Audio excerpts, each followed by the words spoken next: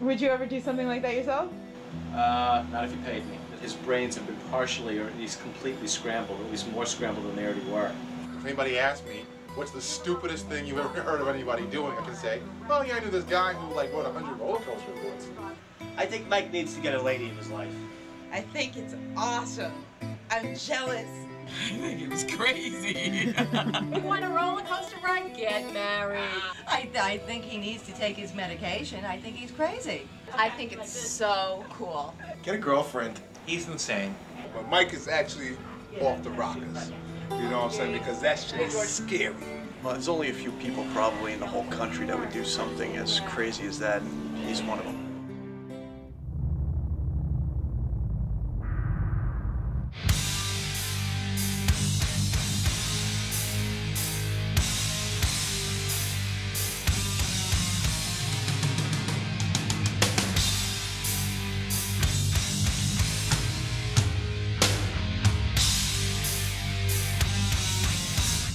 Are you scared? Nice.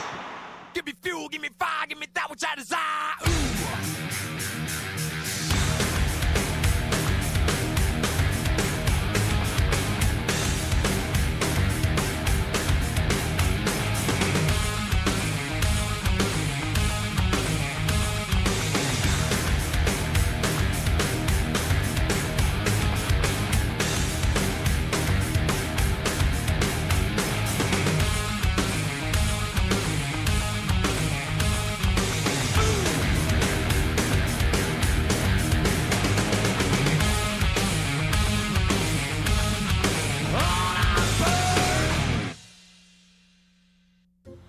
What are we doing? We're gonna go on 100 roller coasters in 100 days. Why? Exactly. I'm serious. Why are we doing this? I mean, I'm sure there are things in your life you've done where you never really could explain why you did it. You just have to do it. The opportunity is here, so why not? I mean, we're young, we're both single. All right, I'm single. But I think it's something we have to do, in 20 years from now, when we look back on this, we're gonna say, this was one of the best things we ever did, and people are gonna be jealous that we did it. Now shut your pie hole and let's go.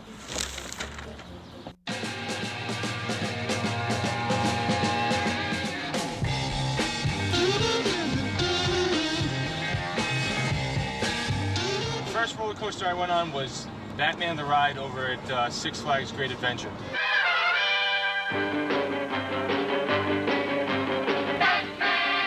Now, when I was younger, I never went on roller coasters because I just really didn't care for them and I was kind of scared of them. You were scared? Yeah, I was never a big fan of rides. You won't ride this? No, I'll go on any roller coaster, any high-speed demon ride, you know, as fast as they can make them, as high as they can make them. I can't go on rides, though, that are just rotating and staying in one place. You couldn't do this at all? No. I mean, I could do it, you know, if you gave me $100 and go on it, I'd go on it, but I wouldn't be happy. If I give you $100, you'd go on this? I don't know, man. Really? There's like little girls on this thing. Yeah, but I don't know. I don't think so.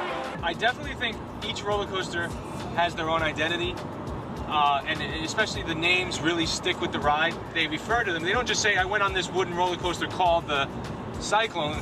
They say, hey, I went and I visited the Cyclone this weekend, as if it was an actual destination, an actual person who they went to visit and greet and talk to. Hi, welcome to Mike's Top 10 Coaster Countdown. I'm your host, Troy McClure.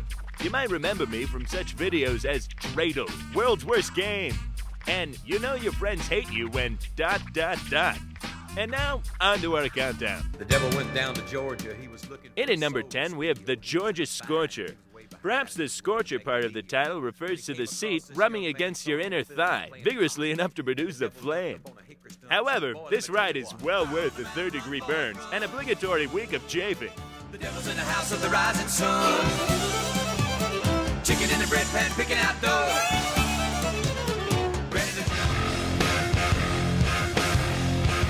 Punching in at number 9 is Raging Bull. It's listed as the world's first hyper twister coaster. If I knew what that meant, I'd probably be doing a different line of work. However, what I do know is you get to go into this really cool underground tunnel where you get to scream like the little girlie you really are. I think I've said too much.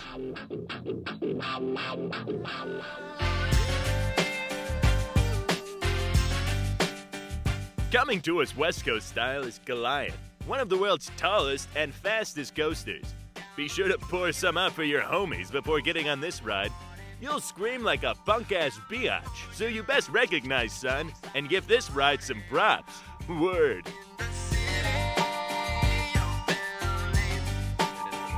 There are a lot of strange and interesting people at the theme park. Whether they're freaks or they're beautiful people, but it's a carnival of the senses around here. Do you come to parks, you think, for the girls at all? No, I don't go to a theme park because they're the girls. I go because of the rides, but you can't help it. All right, suppose it was just dudes. It's the ride is what it's all about. What if it was all lepers? Lepers? What if it was just all freakish people? Well, it pretty much is. It pretty much is, man.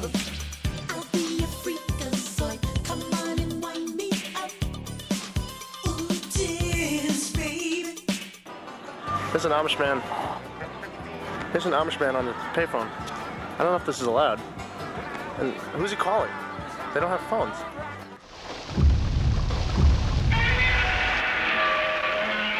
Are you ever worried that like you'll drive a long way and not be able to fit into the key ride that you're going for?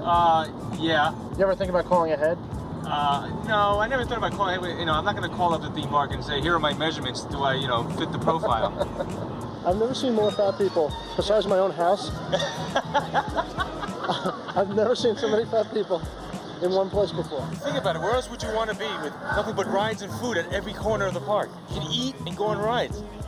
And there's not much exercise. You just get fat.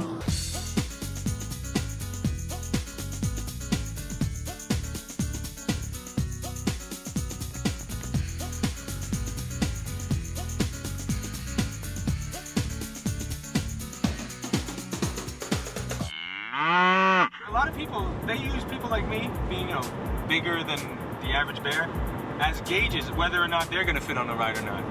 Because they look at you and go, Jesus, if this guy can fit on it, then we all can fit on it. Is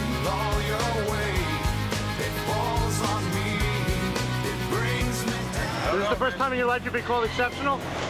It sometimes becomes actually funny to see how people sort of wedge themselves into these rides. It's like 5 pounds of bologna in a 2-pound bag.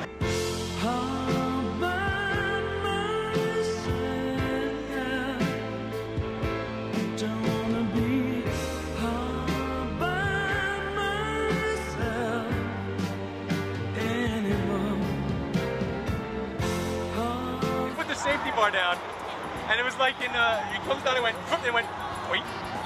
So then he pushed it down again, and then he called in for reinforcements. There's more fat people now than there were back then. Maybe more, but people weren't fat. I mean, back then, being fat used to be like a sign of of prosperity. Yeah. Now it's just a sign of laziness. Speaking of fat, let's go to Nathan's to get some hot dogs. Absolutely. Well, have you ever been turned down? No, but I've held up a ride because I couldn't fit. How did they make you fit? They put me in the handicap seat. With the wheelchairs, they have the extra room, so they put me in there. And wait, have you ever seen a guy in a wheelchair on a roller coaster? No, but what they do is they have more leg rooms because you can't expect, even though the guy's got no feeling in his legs, you can't just tie him in a knot and throw him in the seat. You gotta give him some more leg room than the normal person because they can't move. But his legs don't feel anything.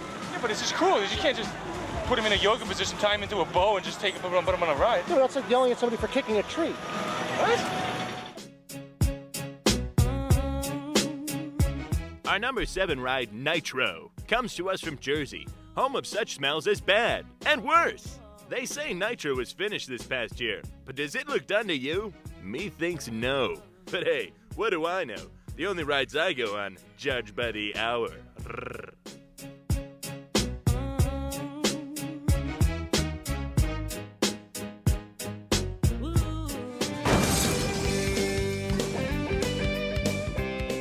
Next up, Volcano, coming to us from Doswell, Virginia. The reason I mentioned Doswell, if I didn't, who would? You start inside a man-made volcano and blast out like lava and wind your way around the fastest suspended coaster, like lava.